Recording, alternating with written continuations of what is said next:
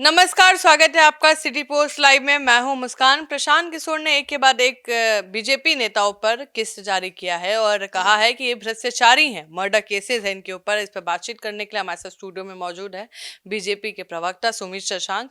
आज अपने नेताओं को बचाने के लिए आए हैं।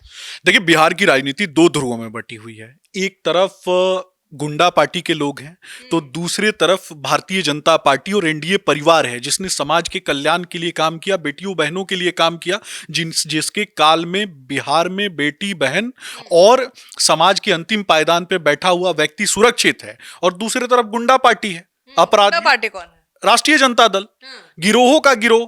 पहले का ना बात है सुमित जी, आप लोग बीजेपी वाला ही करता है, जंगल राज बोल बोल के आप लोग आज तक वोटे ले रहे हैं। देखिए, मैं पूरी बात बताता हूं।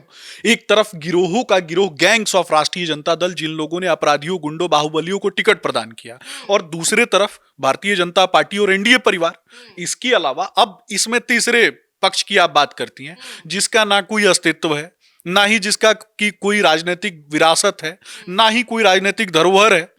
और जिन लोगों के विषय में मुस्कान, जिन लोगों के विषय में जाना जाता है आइडियोलॉजिकल स्विंग के लिए, दलाल, विशुद्ध रूप से जो दलाल है, जो अलग अलग राज्यों में विभिन्न पार्टियों के लिए काम करता था, और ऐसे लोगों के विषय में बात होती है। तो आप लोग के नाक पे तो दम कर दिए ना, आप बोल रहे हैं ऐसे लोगों के लिए। तो ऐसे लोग इतना परेशान कर दिए कि आज आप बोल रहे हैं राजनीतिक तौर पे एक चूजे से लड़ाई हो रही है, तो अंडा का छिलका भी नहीं है भाई, ये तो अंडे का छिलका भी नहीं है। नेता लोग का जवाब काहे नहीं सामने आ रहा है? जब इतना आसान है तो नेता लोग का जवाब क्यों नहीं आ रहा? प्रशांत किशोर पे क्यों नहीं काउंटर कर रहे? देखिए, जवाब उसको दिया जाता है जिसका कोई राजनीतिक अस्तित्व होता है।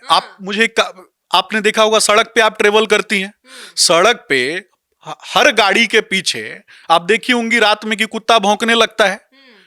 अब प्रशांत किशोर अपने आप को कहीं ना कहीं वैसे ही पशुओं से इंस्पायर्ड करते हैं। हर गाड़ी के पीछे जो जाता है उसके खिलाफ भौंकना शुरू। नहीं, गाड़ी को फर्क नहीं पड़ता है, लेकिन आप लोग को कैसे फर्क पड़ रहा है? कैसे नहीं पड़ रहा है? आपके नेता सामने से बोल, दिलीप जायसवाल क्यों नहीं आज तक बोले? दिलीप जायसवाल पे मेडिकल कॉलेज को लेकर बात है, मर्डर केसेस का मर्डर केस बोल दिए हैं दिलीप जायसवाल पे। ना हमें फर्क पड़ता है और ना ही बिहार की जनता को फर्क पड़ता है इस प्रकार के दलालों से, क्योंकि दलाल का काम ही होता है इस चुनाव के बाद विजय तलापति के लिए चुनाव। आप लोग भी प्रेस कॉन्फ्रेंस करके जवाब दीजिए। आप पूरी बात सुनिएगा। विजय तलापति से बात हो गई है उनकी, चुनाव लड़ने के लिए, उनको चुनाव लड़ाने के लिए बात कर रहे हैं ये। और इसके अलावा भी मैं आपको बता देता हूं, कुछ चीजें डाटा लेकर के बैठा हूं, वो बता देता हूं। ये जरा बता दे प्रशांत किशोर कि इनकी बहन प्रियंका और इनके राष्ट्रीय अध्यक्ष उदय सिंह के बेटे अभिनव के बीच में क्या संबंध है। इन दोनों ने जो कंपनी खोली है, उस कंपनी का 13/3/2025 को इन लोगों ने एक कंपनी बनाई, जिस कंपनी का नाम है जेएसपीटी कंसल्टेंट सर्विसेज। और इस कंपनी के खुलने के 2 महीने के बाद, यानी 19/5/2025 को उदय सिंह राष्ट्रीय अध्यक्ष बन जाते हैं इनकी पार्टी के। इसके अलावा महाराष्ट्र में एक कंपनी है, नवयुग इंजीनियरिंग कंपनी लिमिटेड, और इसके माध्यम से जेएसपीटी को 11 करोड़ 80 लाख रुपया प्रदान किया जाता है। इस पर भी तो उनको जवाब देना चाहिए। फिर जून 2025 की बात, नवयुग कंपनी की तरफ से पुनः 11 करोड़ 80 लाख रुपया फिर से जेएसपीटी को दिया जाता है। फिर जुलाई 2025 को 26 करोड़ 50 लाख रुपए जो हैं फिर जेएसपीटी को प्रदान किया जाता है। इस पर भी तो उनको जवाब देना चाहिए। खास करके इनके ऊपर जो आरोप लगते हैं, उन आरोपों पर इनको बताना चाहिए कि उदय सिंह की पत्नी रूबी सिंह, जिनके जो कश्मीरी मुसलमान हैं, और इनको जवाब देना चाहिए कि इनके नाम पर और उदय सिंह के लोगों के नाम पर और प्रशांत किशोर की बहन के नाम पर इनके तार सेल कंपनीज के साथ कैसे जुड़ते हैं, उस पर भी तो इनको जवाब देना चाहिए। दक्षिण भारत के शराब माफिया ने किस तरीके से छत्तीसगढ़ को बर्बाद कर दिया था, उस पर भी तो इनको बयान देना चाहिए। कांग्रेस के काल में दक्षिण भारत के शराब माफिया ने पूरे छत्तीसगढ़ में तहस नहस मचा के रख दिया। नशाखोरी का शिकार युवाओं को बनाने का काम किया। और वही दक्षिण भारत की जो कंपनियां हैं उनके उनके माध्यम से जो वहां 3 राज्य जो हैं, जो कांग्रेस शासित राज्य हैं, वहीं से सबसे ज्यादा पैसा प्रशांत किशोर को क्यों आता है? इस पर भी तो उनको जवाब देना चाहिए। इसका जवाब नहीं मिलेगा। तो कहना है कि हम पे जो भी आप पे इल्जाम लगा रहे हैं, आपकी सरकार है महाराज, मेरे अगेंस्ट सूची दीजिए और हमको जेल भेजवा दीजिए। तो दे रहे हैं। तो दीजिए अमित शाह को जेल भेजवाइए। नहीं, सूची तो दे रहे हैं, लेकिन एक कहावत होता है ना कि जो आदमी एकदम थुत्थुर होता है, जिसको काम धंधा तो है नहीं, एक सीधी सी बात है, परसेप्शन फैलाना है। चुनाव का अंतिम दौर है, आरोप लगा दो, अफवाह फैला दो और उसके बाद भाग जाओ, पीछे हट जाओ। ये वही काम करते हैं। ये दूसरों के ऊपर आरोप लगा देते हैं, किसी को मर्डरर बता दो, किसी को खूनी बता दो, किसी को कुछ बता दो। लेकिन इनके स्तर पे नाली में गिर करके तो बात होगी नहीं, काम की बातें होंगी। सड़क पे जिस तरीके से कुत्ता हर गाड़ी के पीछे भौंकता है, उस तरीके से भौंकने का काम। अच्छा, तो ये बताइए कि आप लोग बोलते हैं तेजस्वी का 9वीं फेल, सम्राट चौधरी का जो एजुकेशन क्वालिफिकेशन है वो तो 7वीं पास वाला है, और 10वीं फेल बता रहे हैं कि 10वीं फेल किए हैं। 240 नंबर आया था, उसके बाद सुप्रीम कोर्ट में 2010 में दिखा रहे कि हम बस 7वीं पास है। देखिए, ये सारी बातें एक, मैंने बोला ना कि ये लोग एजेंडा बनाने का काम करते हैं, परसेप्शन बनाने झूठ का काम है। करते हैं। निश्चित रूप से परसेप्शन बनाने का काम करते हैं, एजेंडा बनाने का काम करते हैं। तेजस्वी यादव को लालू जी से क्या प्राप्त हुआ? चारा चोरी, अलकतरा चोरी और जमीन घोटाला के अलावा क्या मिला? बताइए ना। पार्टी का कमान संभाल नहीं, पार्टी का कमान नहीं मिला। पार्टी का कमान नहीं मिला। कौन संभाल रहा है पार्टी? संजय यादव, इनके हरियाणा से आया हुआ व्यक्ति संभाल रहा है पार्टी। ना बहन का इज्जत है, ना भाई का इज्जत है। जब मर्जी आए। हाँ, ऐसा रणनीतिकार तो भाई भगवान किसी को ना दे जो घर में भाई को निकलवा दे, अब बहन को सिंगापुर पहुंचा दे और हरियाणा से आए और लालू जी के परिवार पर कब्जा कर ले। तो लालू जी के परिवार पर जिस व्यक्ति ने कब्जा कर लिया है राजनीतिक तौर पे, उसके बारे में अब तेजस्वी यादव का पता नहीं कौन सा गोपनीयता जानते हैं, कौन सी बातें जानते हैं, जो तेजस्वी यादव खुले मन से उनको अपनी सीट पर से हटा भी नहीं सकते। लेकिन फिर मैं आता हूं प्रशांत किशोर पे। बापू का फोटो पीछे, श्रद्धेय बापू की जो सबसे पसंदीदा भजन है, वैष्णो जंतु तेने कहिए पीर पराई जानी रे, पर दुखे उपकार करे तो मन अभिमान ना आनी रे। यानी सच्चा वैष्णव वो है जो दूसरे के दुख में खड़ा रहता है, ये बापू कहते हैं। और वैष्णव धर्म में क्या माना जाता है, वैष्णव संप्रदाय में क्या माना जाता है? शराब हराम है निश्चित रूप से, यहां तक कि शराब, मांस और लहसुन प्याज भी बहुत लोग नहीं खाते हैं। और वहां बापू का फोटो पीछे लगा के आगे आदमी बैठ के कहता है कि 24 घंटा में शराब खुलवा देंगे। क्यों? क्योंकि इसको रेवेन्यू चाहिए। इसका अपना रेवेन्यू तो मिल रहा है ना दक्षिण भारत के शराब कंपनियों से, तो उस रेवेन्यू के कारण ये आदमी कहता है। तो जो शराब को आगे बढ़ाने की बात करता है, जो कहता है कि 24 घंटे में शराब खुलवा देंगे, जो आदमी केजरीवाल के साथ जाकर के खड़ा रहता है और दूसरा केजरीवाल बनने की बात कहता है, और आप लोग के साथ भी तो काम किए हैं। हमारे साथ एक अरसा बीत गया, हमारे साथ एक अरसा बीत गया। केजरीवाल के साथ कौन सा अभी का है? वही बता रहा हूं ना, हमारे साथ एक अरसा बीत गया। हमको क्या पता था? बाकी लोगों को तो पता था ना भाई कि ये धोखेबाज है।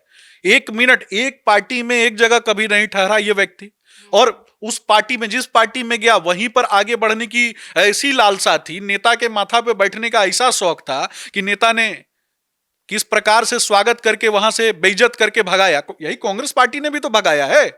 महासचिव बनने गए थे, भगा दिया। जेडीयू ने भगाया ना, वहां से भी तो भाग के गए। मैं पूछना चाहता हूं। अच्छा, अभी डर लग रहा है कि नहीं सुमित जी? बात हम घुमाएंगे नहीं, अभी डर लग रहा है कि नहीं? क्योंकि जन स्वराज अभी प्रशांत किशोर सभा कर रहे हैं और क्या भीड़ उमड़ रही है। लग रहा है कि इस बार वोट काटेगी आप लोग, क्योंकि राजद का वोट तो कटते नहीं दिख रहा है, एनडीए का ही दिख रहा है। आपको दिखाई देता है क्या भीड़, और किस प्रकार का भीड़? भीड़ तो है, वही पूछ रहा हूं ना, कैसा भीड़ है भाई? भीड़ भी नहीं देख रहे हैं। कैसा भीड़ है? कोई भीड़ नहीं है। 5 आदमी नहीं बैठता है इन लोगों की सभा में। इनके नेता को ना कोई जानता है, ना इनके लोगों को जानता है। और किस प्रकार का राष्ट्रीय अध्यक्ष भी कहते हैं कि नया चेहरा इनको नहीं मिला, हमारे ही पार्टी में से लेके गए थे। वो भी आप देख रही है ना। नहीं, किसकी बात कर रहा हूं, आप भी समझ रही हैं, वहां भी समझ रही हैं, ये लोग भी समझ रहे हैं। राष्ट्रीय अध्यक्ष की बात कर रहा हूं ना मैं। चेहरा देखिए ना। ये स्पष्ट रूप से बताना चाहूंगा कि जब प्रशांत किशोर कहते हैं कि ममता बनर्जी को जिताने का इन्होंने काम किया, वहां नाला बनाने का काम किया, सड़क बनाने का काम किया, तो रोहिंग्या मुसलमान को बसाने का काम कौन किया भाई? उसका भी तो क्रेडिट लीजिए। जब दक्षिण भारत में हिंदुओं को गाली दिया जा रहा था, बिहार के लोगों को गाली दिया जा रहा था, तो उन्हीं लोगों के साथ काम कौन किया भाई? आप बताइए ना, यही लोगों ने काम किया। अभी इस चुनाव के बाद विजय तलापति के साथ भागने का क्या है? और एक चीज और बता देता हूं, नॉर्वे की जो राजदूत हैं एलिन में स्टेनर बिहार आती हैं। बिहार में वो किससे मिलती है? प्रशांत किशोर से मिलती हैं। देश में और बड़े दल के नेता नहीं थे। देश में जो बड़े दल है ना, उसमें सत्ता पक्ष विपक्ष में कोई नेता नहीं था। एलिन में स्टेनर आती हैं और मिलती किससे हैं? प्रशांत किशोर से। इनके छुटभइये नेता जो हैं वो हो सकता है खुश हो जाएंगे कि यूरोप से कोई आया, प्रशांत किशोर से मिल लिया, तो छुटभइया सब जो इनके पार्टी में है, जो इनके पीछे दूम हिलाता होगा, वो खुश हो जाएगा। लेकिन मैं पूछना चाहता हूं देश की जनता से और बताना चाहता हूं कि जब श्रीलंका में LTTE आतंकवादी संगठन और श्रीलंकन गवर्नमेंट के बीच नेगोशिएशन चल रहा था, तो अमेरिका ने नॉर्वे को कहा था कि आप नेगोशिएट करेंगे, और वहां भी एलिन में स्टेनर ही गई थी नेगोशिएट करने के लिए। उस टीम में ये भी थी, और उसके बाद वो प्रशांत किशोर से आकर के मिलती है। तो आप बताइए ना, कुछ तो राज है। यानी देश में अस्थिरता पैदा करने के लिए बाहरी ताकतों को दूसरा केजरीवाल चाहिए। वही दूसरा केजरीवाल सर्वे भी आ रहा है, तो सर्वे में भी तो नीतीश कुमार तीसरे नंबर पे दिख रहे हैं। पहले नंबर पे कभी तेजस्वी तो कभी प्रशांत दिख रहे हैं। ये क्या फर्जी बातें आप, मुझे लगता है कि जिस आदमी को जाना जाता है, जिस आदमी को राष्ट्रपति पुरस्कार मिलना चाहिए, जिस व्यक्ति को मेरे हिसाब से भारत रत्न मिलना चाहिए महिलाओं के लिए, बहनों के लिए काम करने के लिए, वैसे व्यक्ति के बारे में लोग कहते हैं कि तीसरा नंबर, चौथा नंबर, पांचवा नंबर।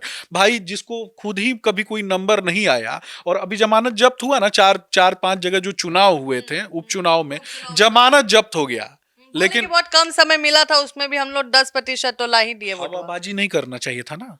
हवाबाजी तो उस समय भी नहीं करना चाहिए था, जब मालूम था कि 10% या फिर जितने भी वोट उनको आए होंगे। जमानत जब्त जो हुआ था, तो हवाबाजी क्यों कि चारों जीत जाएंगे, पांचों जीत जाएंगे, इस तरीके का हवाबाजी क्यों?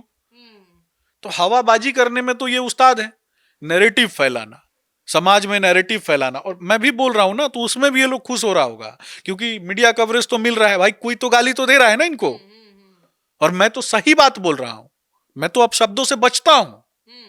इनको सिर्फ चाहिए कि इनको कोई आकर के इनकी भाषा में जवाब दे, लेकिन आप दे रहे हैं। नहीं, मैं उस स्तर तक नहीं गिर सकता। मैंने जो